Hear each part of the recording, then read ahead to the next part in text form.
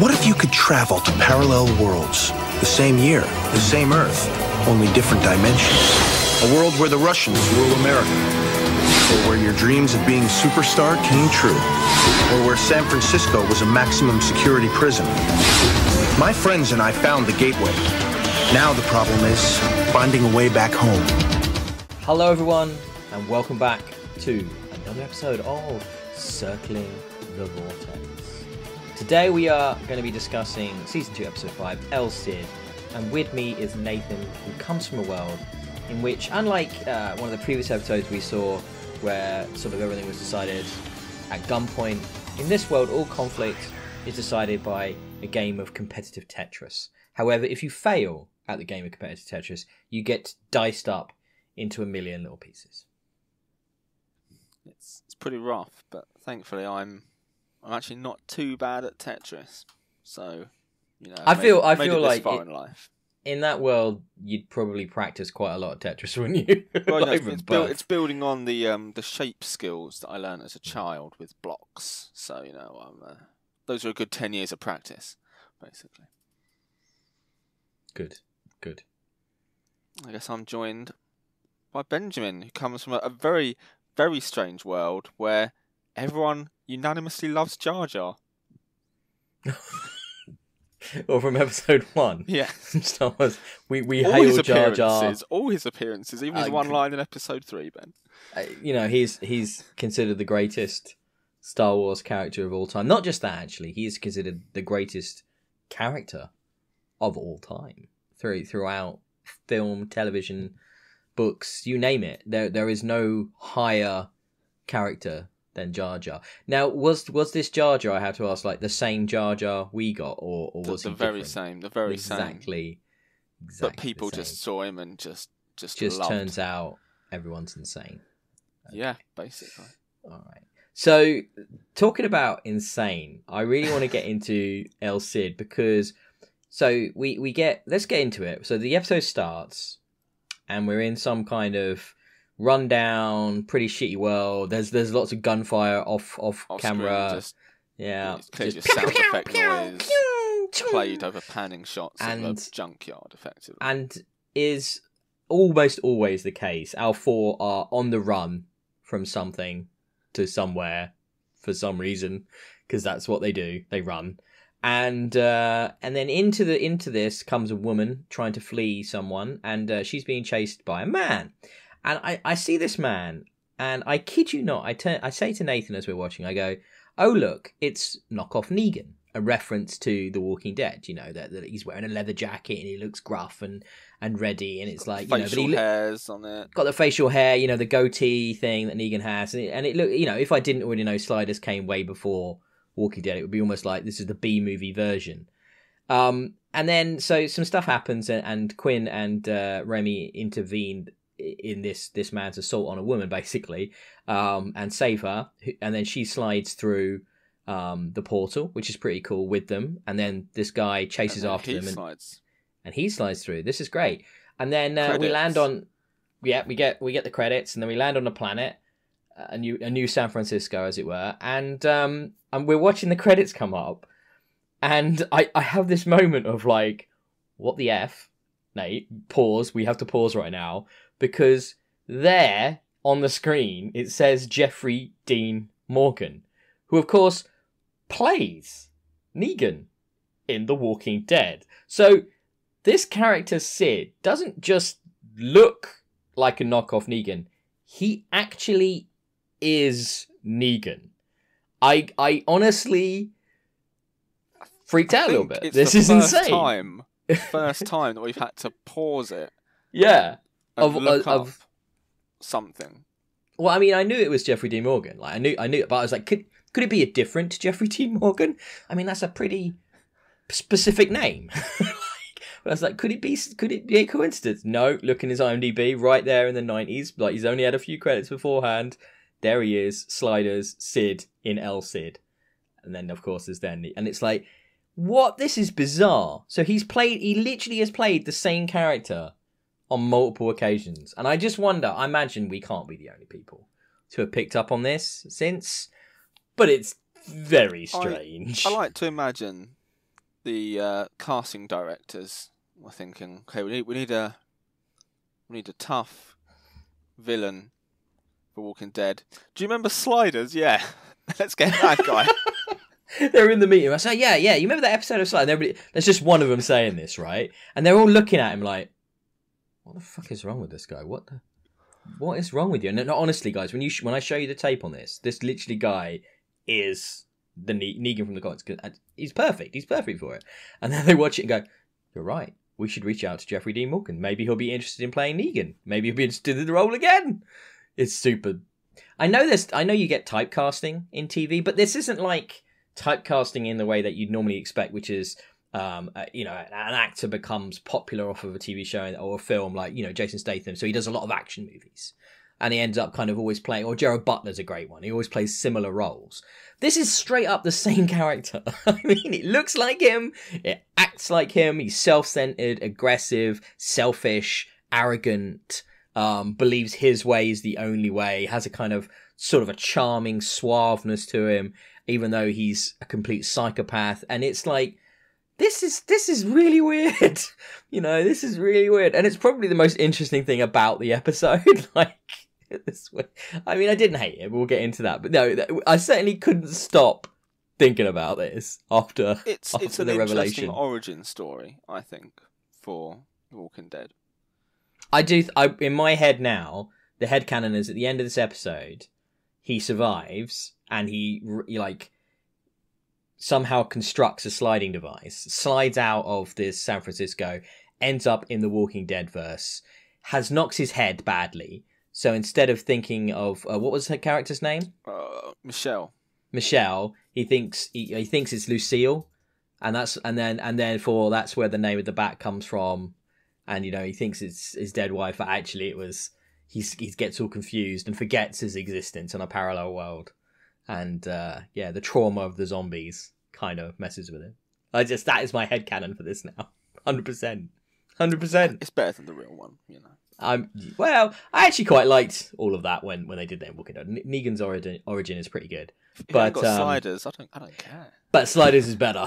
I'm sorry, the fact that he slid in, that is better, isn't it? I mean, yes. So shall we now break down the episode a bit? Now we've spent like 5 or 6 minutes geeking out on this weirdness. Bit of the episode. Pretty much, yeah. So, do you want to do some? You go ahead. Okay. So we slide into. What are we calling it? Well, I think actually you assumed it was going to be pacifist world. I predicted pacifism when we saw that they were sliding out of aggression and awful, horrible world. I bet it's pacifist world where this guy can take advantage of it. But we kind of got peace, but at the peace at the end of the gun. At what cost? Yes. At what cost? So we slide into peace world. We'll call it for now. And immediately, Sid grabs Mallory, hucks him up against a pole and is threatening him, and then his friend, well, I'm assuming he recognises him from his alternate version. He's like, oh, what are you doing there? And it's like, whoa, don't put away the gun. Don't want to get us killed. And then Arturo steps in and is like, this isn't your San Francisco. And then he's actually really accepting of it. Doesn't really question it. Gives the spiel of we've moved to a different San Francisco. Oh. I actually think it's not acceptance. It's clumsily portraying Sid as a kind of thuggish brute who doesn't actually have the mental capacity to understand, and therefore just has to accept because he can't question it because it's too much beyond his reality. Which does sort of play out a bit later on as well when he sort of mugs a guy and then still fails to grasp the actual severity of the situation. A few times throughout this episode that happens, though the ending kind of goes against all of that. But anyway, he does a lot of growing off screen, doesn't he, in the third act? Yes, a lot.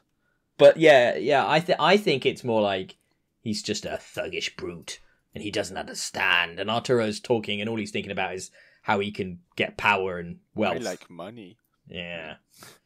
LJ kind of offers to help him out, sneak him somewhere, because he's a cab driver. It's an electric golf cart cab. There's a lot of golf carts in this world, and they're all kind of shit. So they all jump on board, and Sid kind of like backwards jumps onto the back seat, like this weird, not very tough looking kind of. I can't even describe so it. awkward. It's a very awkward motion. He sort of rolls, doesn't he? He kind of like rolls into the back seat of this thing as it started to pull away. It's not very tough looking, basically. It doesn't look like, it's not a badass move. But in the next shot, when it cuts to them pulling up somewhere, he's all like lounging in it, like he's like, yeah, I've made this space my own. I'm cool. I'm down. But it's like, mate, we just saw you try and get in that, and I'm guessing they couldn't be bothered to take. Like how toddlers like dive into their buggies. Yeah, that's kind of. Not very badass. But it was like, I almost get the impression it's like, yeah, they're shooting this thing. Yeah, it's not a great take. It looks bad. And then like the DP or the producer's like, look, we've got to move on. We've got another 4 shots to lock today. We haven't got time for another take. We're gonna print it. We're using it. And it's just like, only and the director's like, golf cart for half an hour. Yeah, the batteries run out. It's just like, yeah, but the DP's like, God, he really looks really stupid, and it's just like, no, nobody's gonna notice. It's not like in over 20 years' time there's gonna be a couple of losers on the internet going over these episodes with a fine-tooth comb, because nobody's gonna care about sliders. Little did they know. We care. Little did they know. # we care about sliders. Us nerds are here to dissect your poor shot choices. But no, it was, yeah. So carry on. I like it. So they get taken away. Was it only kind of they asked to the hotel, like the one they go to in all the universe? He's like, oh, this was weird, wasn't it? This was weird. Like, oh, they made a point of asking to go to that hotel. Yeah. It's been wiped out. We have to go somewhere different, and it was sort of like, okay, I'm glad, but at the same time, weird, because that's kind of part of the show. Let's always go to that same Dominion. It's the Dominion, isn't it? Is what they call it. Yeah. And that was odd. That wasn't available in this episode. It's nice to have it, but I guess it was a very clunky way of being like, oh no, bits have been destroyed by earthquake. But so they can't go to their normal hotel, so they go to what is it? Government housing. I'm trying to think. What was the bit Arturo said? Oh, a geodesic architectural dome. hubris, building a. Yes. What was it? Geodesic dome. Dome in an earthquake zone. Yeah. What was it? He said like, imagine the water it collects or something. Yeah, I didn't. I mean, I would be more like, imagine all the glass that falls on people and kills them. This but kind of like gleeful scientific cackle. Oh, he's just the biggest douchebag. I'm sorry. He just gets worse as the episode goes on. He's not being written nicely. This sympathetically would be the word I'd use. He seems to be being written as unsympathetic as possible. Like the writers actively want you to dislike this character to the point where I'm feeling like, do the writers not get on with John Rhys Davies? Like, is there tension behind the scenes here? Because it does feel like they want him to quit the show, doesn't it, to a degree? You will have no redeeming features. He's not really getting a story. He just kind of angers around. I don't know. He got a little bit. Third act, he got a bit. And the bit in the third act actually played into his cantankerous nature, which we'll get to. But I think... Oh, come on. He wasn't putting on at the start in a long game. No, he's just an angry, bitter scientist. Just blaming Quinn throughout for everything they'd been through, everything they were, all because Quinn did the right thing and saved some woman from getting her head caved in by a psychopath. And he's just like, yeah. I mean, there's a bit where with Remy, isn't he, where he's like, well, what, you think he should have just left her to get her head caved in? And he pauses and sort of goes, well, no, of course not. But it's like, really, really, yes, you do. He lashes out at Wade, like she asks a perfectly sensible question, and it's just like, think, woman, think. Oh, he loves that. He loves telling women that they're stupid. And that's calling his favourite them thing. Woman, if you don't know their name. Let's lump them all together as inferior. That's the way to roll, isn't it? In Arturo's mind. God, it's the worst. Anyway, carry on. We've barely got into the first act at this point. So then they mention, they go to the kind of hotel place. Well, it's not government hotel, housing. It's government housing. Government housing. Yeah. LJ gets them a place by sneaking the I don't know what she'd be, government lady, government woman. Some cigarettes to get him a place. It's like, oh, what are the keys? Like, locks? No one steals anything. But I'd still like a lock, even if no one stole anything. Yes, however, there is actually what we're seeing here. So there's a few things, isn't it? If you think about it, it's all foreshadowing for the reveal. Yes, and it's like the reveal actually is quite good. If you don't cotton on, do you? It's like subtle. It's the most subtle I've seen Sliders, like in regards to setup. So it's quite impressive. Yeah. So no one steals. Oh, and he kind of goes off to the side, whips open his jacket, and there's all these bracelets. Oh, you missed that. That was earlier. Yeah. So set that. The bracelet. Yeah, the bracelet. These huge, clunky, great things. Yeah. Just his coat full of them. Yes. Because he's Mr. Fix-It, isn't he? He's the fixer, right? Because needs one. He's the spiv. Yeah. So we're now in the government housing, and once again, Negan is. I'm just going to call him Negan. Is like reminding Quinn that I'm going to sort you out, you piece of shit. He does not like him, and he kind of wanders off to crime stuff up. He literally goes. He leaves to like do some crime, doesn't he? I'm going to go crime, and that's when we meet really Kane man, gross Kane janitor guy who sort of like explains custodians, things. Which again, I guess there's some shadow in there. He's got this cane with this, well, it's basically just some plastic on top to look sciencey. And he explains the body system. Well, I guess you get shown the body system. It's pretty extreme, right? This guy's buddy is like, what was it? Broke curfew. Well, no, because he's linking up the bracelets first. Oh yeah, sure, yeah. Ladies together. He links up Wade and Michelle, Arturo and Rembrandt, by basically just pointing this cane at them and clicking, and cue ball and Sid. Even though Sid is, we've no idea where he is, but he points it at Quinn and it links them up. Fine, clearly the science is very advanced. Magic, even. Although, we'll get to the other bit later. So, yeah. and then we see the consequence of the buddy system. So someone broke curfew, just curfew, and his buddy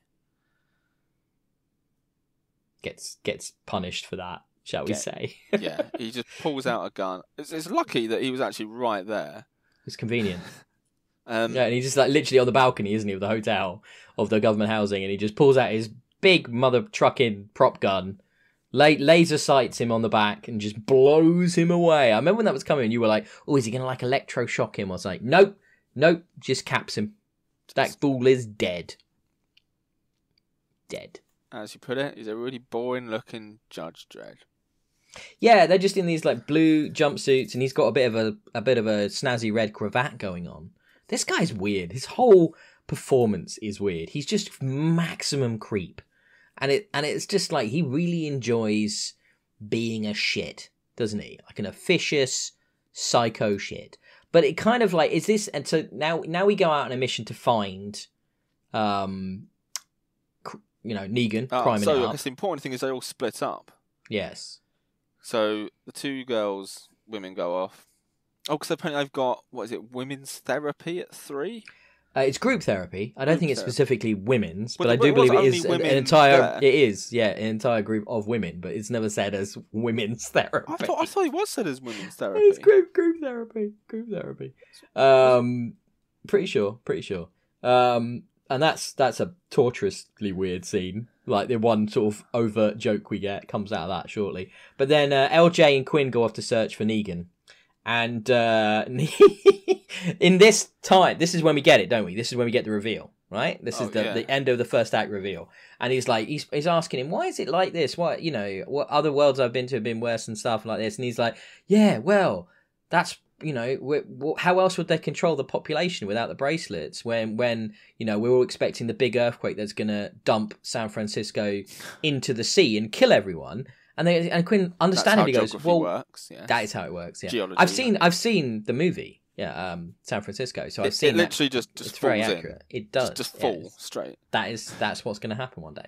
And then he literally, and he's like, well, why don't you all just leave? Why would you stay here? And he's like, well, we would if we could, but we don't have a choice because, this is the San Francisco maximum security prison.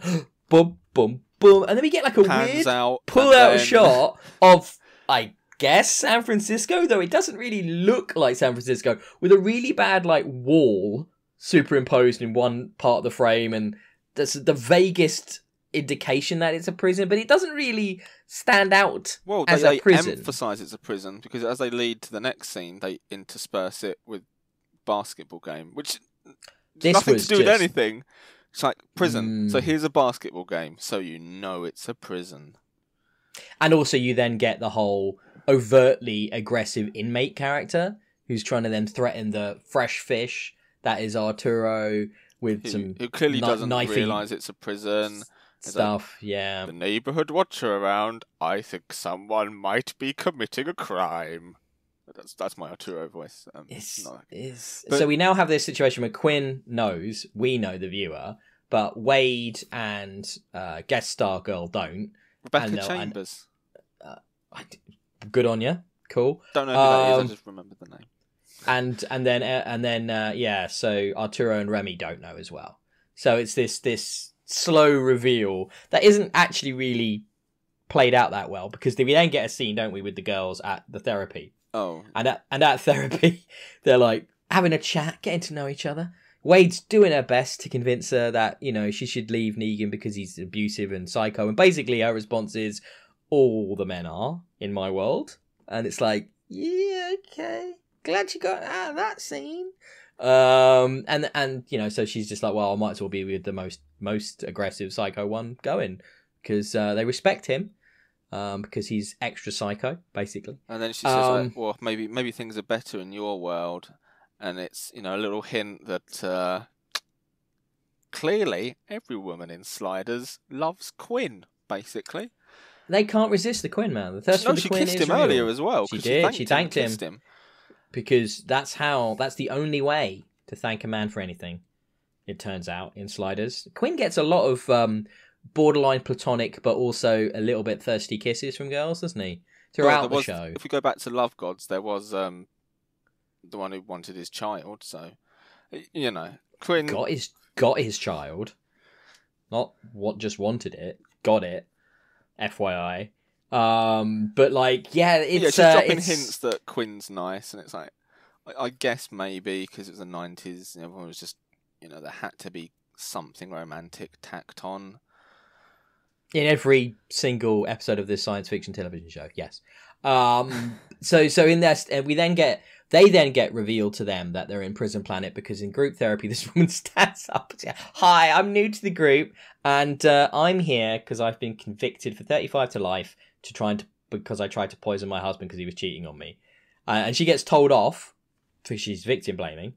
And then they go to Wade. So why have you been locked up? What are you in for? And it's like, and she just has this moment, doesn't she, with guest star lady, and it's like, oh, I don't know what to say. Awkward. And she looks really snarky at her, even though they're both in the exact same situation. Yeah, but guest star lady's a bit badass. Yeah, but it's like, she's committed a lot of crimes. I bet you can't think of a crime off the top of your head. Only I can do that. Good girls like you don't know crime, loser. kind of look, isn't it? Yeah. Clearly the person running the therapy must have had the list of the crimes they've committed. You'd have thought in any proper organised, she could have made up any crime and it wouldn't have mattered anyway. Yeah, you would have thought in any kind of penitentiary there'd be paperwork. Crimes.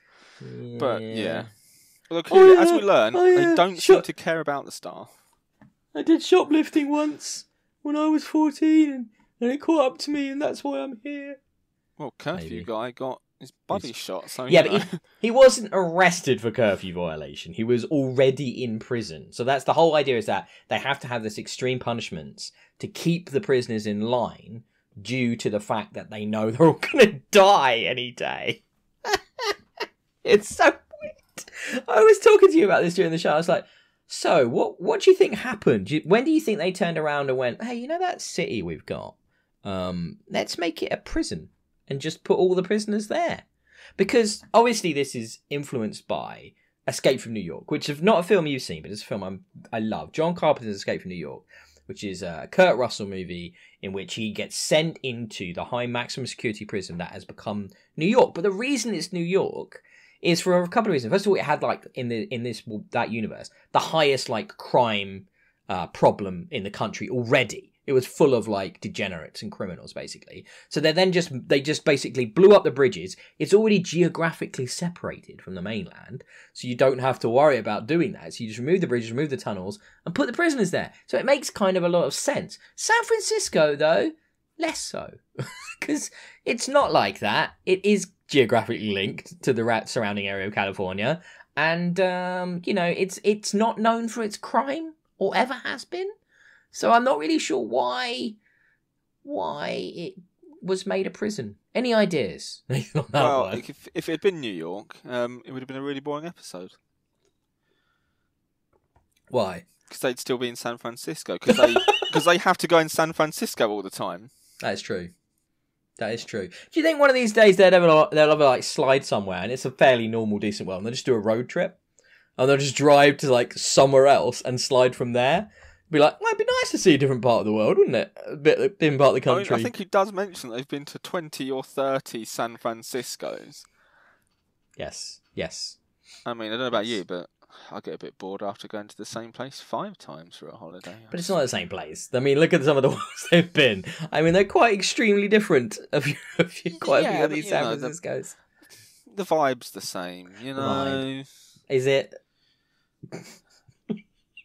Anyway, where are we in the recap?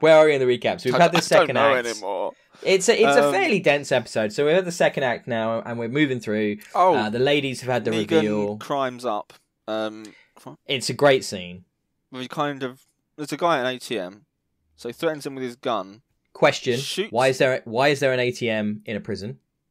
So they can withdraw their prison bucks. Cool. I imagine it's just basically Monopoly money.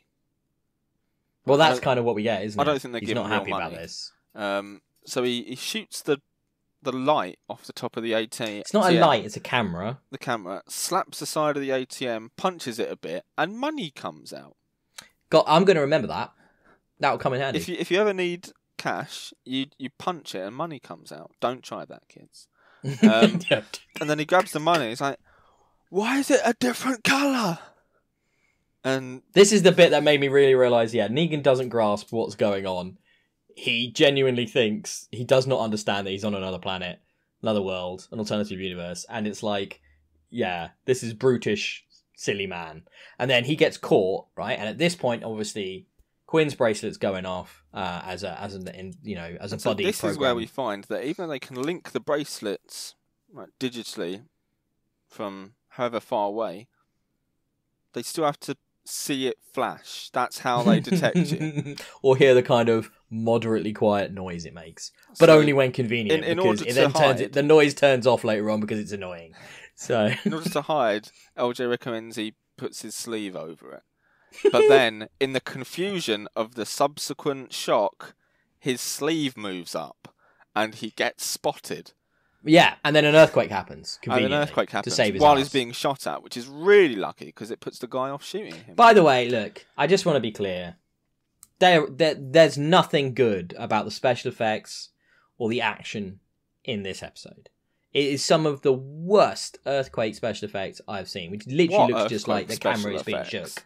Just they're shaking. At one point, you pointed it out, the camera shakes and the main cast in the foreground react, but the passers-by in the background act like nothing's happening because they weren't told, I'm guessing, that this is the earthquake scene. Do you think there's a few lifers who are, at that point are just like, oh, we just don't care. They can just walk through an earthquake. They've been through so many.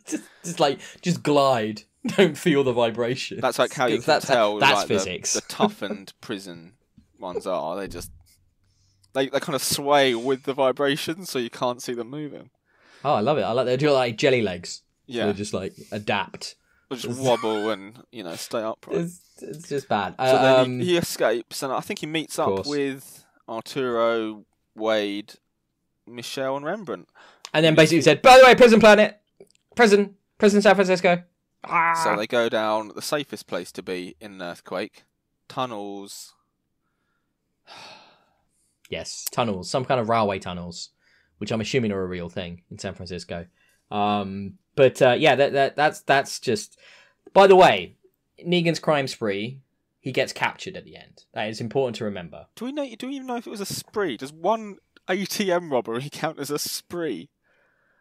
No. Wait, going back a bit, Michelle says he's respected. So in that previous world where there's a war and he's some tough, respectable guy, his spree is one ATM robbery. Don't mess with him.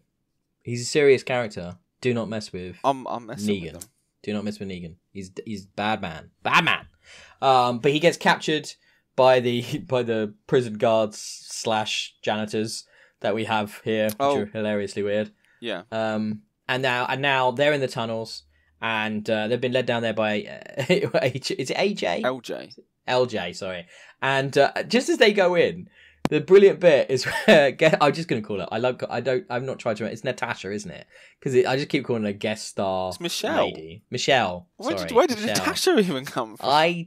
She looks like a Natasha. It's Michelle, played by Rebecca Michelle. Chambers. Come on. Michelle.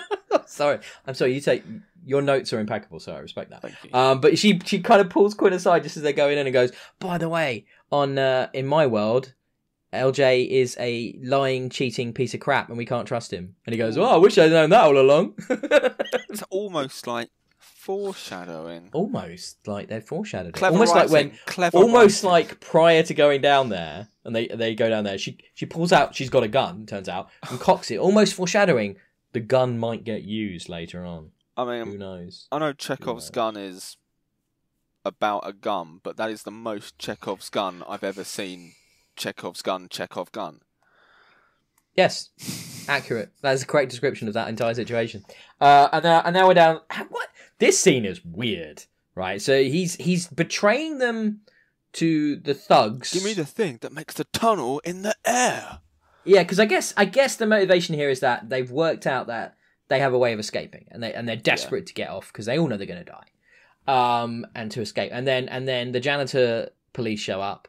And a gunfight ensues. One of the worst I've ever seen. It literally looks like it's more flashlights than guns, and it feels like it was shot for about 20p with two people. It's basically like a couple shots of one or two of them lying on the floor firing.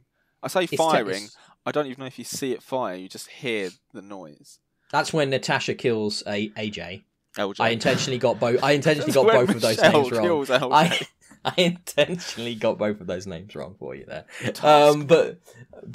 Yeah, he's dead now. He's not in it anymore. We're done with that character. Bye. And they escape from the tunnels, but are then caught outside by the Popo, the 5-0, and Negan, who has now ingratiated. Yeah, That's and he seems to basically be in charge, and it's not really made clear how in the intervening hour is ever explained. If we're being generous, what do you think? 2 hours time difference from his attempt of bad ATM robbery through to this scene? At the best, 2 hours. And in that time, he's convinced them that I'm guessing again, told them about the timer, told them they can escape and stuff.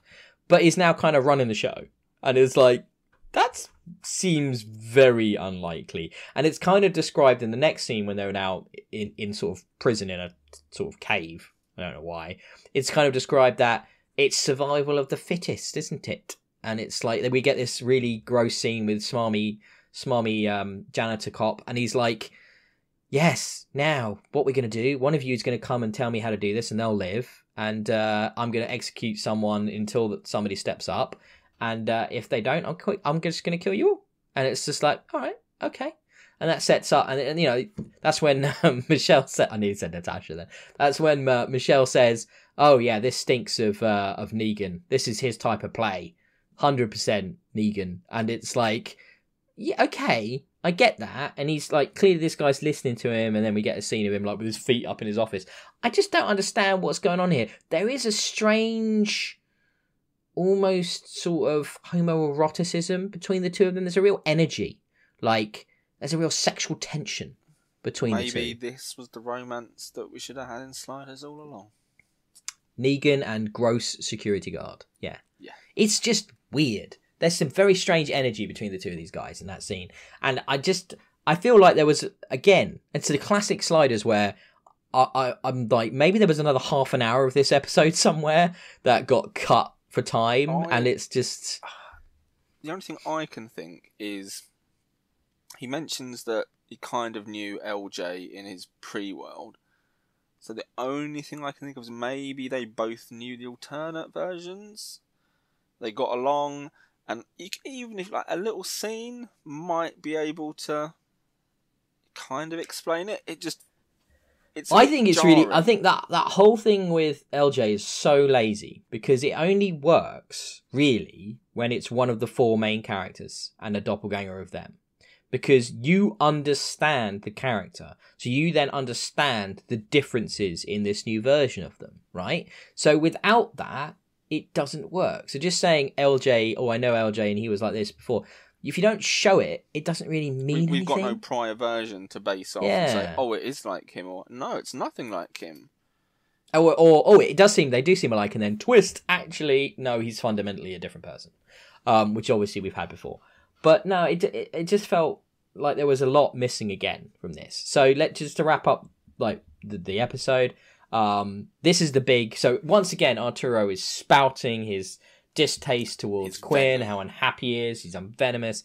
And then he seems to then stand up and he's going to betray them. And it's like, right, I'm going to betray you guys. Better one of us survives than all of us dies. It's best it's me, really, because, stupid woman, annoying kid, and Remy.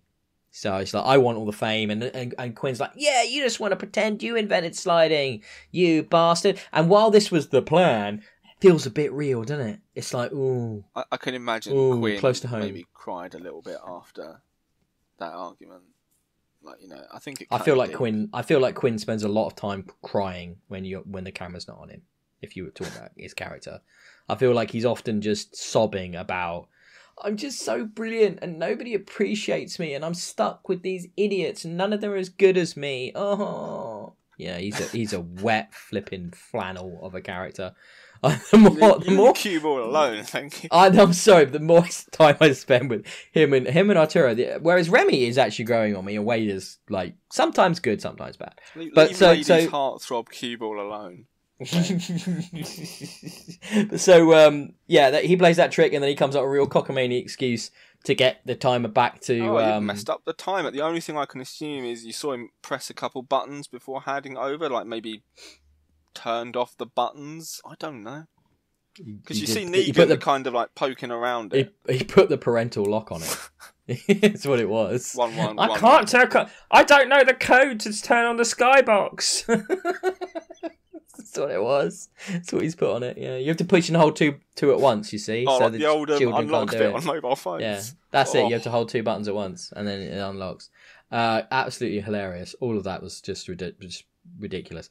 And then Natasha, Michelle pulls the gun on Negan, convinces at gunpoint, gives it back to Arturo, and then very quickly, I think, tied up Negan and the cop guy badly because Negan escaped immediately, and he comes and they get back, and then 30 seconds is always on the clock.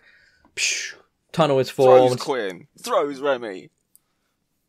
Oh yeah, well, because Negan comes through and they have a little bit of fisticuffs, and then Michelle finally shoots him, and he dies quite unceremoniously and pretty quickly. Don't know. He could have gone unconscious. Learned how to build a slider device and to survive the zombie universe. Maybe.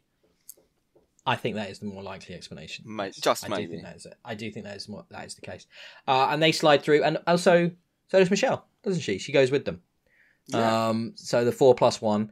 And then we don't immediately go to black, but we go to earthquake happening and lots of dust falling out of the ceiling in this cave where they were held. There's no money. It doesn't even in the pan budget. Out. It just stops. You don't get to see San Francisco falling into the sea. We can't afford that. There's no way. And that's the end of El Negan, which is the new name of this episode. What did we think of El Negan? I liked it. That's it. I wouldn't say it's great. It went fast. It was one of those episodes you're like, oh, this is a bit of fun. That's it. Yeah, it didn't drag like The Good, the Bad, and the Wealthy did. No, that one. Like, that just seemed to take days. I think that was at least 3 hours long. It's end game length. Yeah, it just felt like it never ended. It was certainly, yeah, like you said, it had a nice movement to it. Kept my attention. Yes, fun. It was a good concept. Like we talk about strong concepts in Sliders. Like the best ones are the simple ideas that are easy to grasp. So the idea that this one, while it doesn't seem necessarily obvious at the start, you know, the idea you have a brutish, aggressive character in a somewhat controlled, peaceful environment, which turns out to be a maximum security prison, and then, you know, survival of the fittest becomes this big element of it. And it's actually quite easy to wrap your head around. You understand those concepts, those tenets. And I think it was easy to get into it and enjoy it, and it had a good pace, like we said. And I think yeah, stuff was cut. I think probably to keep it moving along. I wonder if that was actually I wonder if we'd have had, like, should we say, the exposition scenes, if it would have just dragged. To be honest. Yeah, I mean, that is part of the problem with Sliders sometimes, is that it can be very expositionally heavy, because if things are overly complicated or hard to follow or hard to understand at first sight, you know, a character then has to tell you about it. And while we did get that from LJ, you know, explaining stuff, you know, also there were contextualized moments of you know, flavor for the episode that I thought worked quite nicely in the once we knew it was a prison. Yes, like the basketball game. That was just the most egregious 90s. If you need to know this is a prison, here is what happens in prison. And it was just so on the nose. We only got, I guess, one concept, because it was Into the Mystic, which just seemed to have loads of concepts just thrown at them. Well, that was, I can't remember actually. I thought Into the Mystic was fairly straightforward. No, I'm thinking of Gillian and the Spirit. Sorry. Oh yeah. Oh, that was a mess of ideas. Yeah, Gillian and the Spirits was a mess. I love how we're now going to remember episode titles for Sliders until we die. It's quite upsetting. It was one core concept. Get your head around it. This is the second time this series we've seen someone leave with them, though. As we found out, we're watching it in the original airing order. Broadcast order, yeah, original broadcast order. And we were talking about this prior. I was looking at the wiki for season 2, which I didn't let Nathan look because it has spoilers. Episode descriptions. But I looked and it's like, wow, season 2 is literally like they put the episode numbers in a hat and just drew them at random. It is a complete mess. The fact that the original season finale that was intended isn't the season finale is kind of mad. Like, and there's so much messed up in the order, like of the run order to the broadcast order. It's absolutely crazy. But no, I don't think it matters that much. As we've learnt, there isn't any continuity. It's not like next week you'd expect to see that woman again. Next episode, but I don't think she would. That one might not even be next episode. She might appear 3 episodes. Who knows? But I guess that's part of the fun of sliding. Yeah, I like this. So next week, next 2 weeks' time, we will be looking at. This has got the weirdest title, which I hope makes sense once we've seen it. But we'll try and guess what it's about. It feels like it's referencing something. Time Again and World.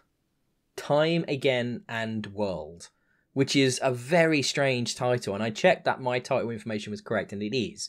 All I can think of is we're gonna get some time travel stuff. And world.